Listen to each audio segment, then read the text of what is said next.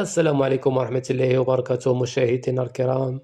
إليكم موعد وتوقيت مباراة فريق الوداد البيضاوي المغربي وفريق نيروبي يونايتد من كينيا في كأس الكونفدرالية الإفريقية لكرة القدم 2026.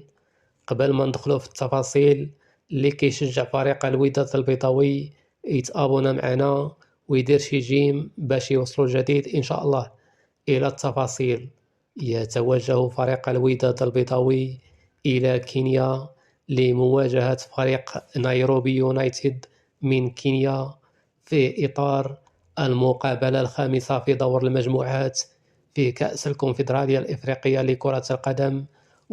ويتصدر فريق الوداد البيضاوي المجموعة ب9 نقاط.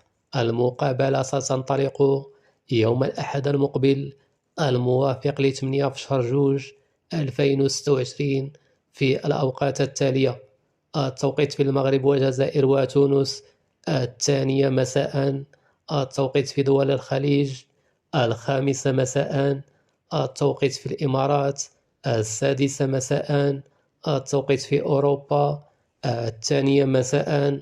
وستكون المقابلة منقولة على قنوات بي إن سبور هاشتي رقم 3. هذا كل ما لدينا اليوم، إلى اللقاء.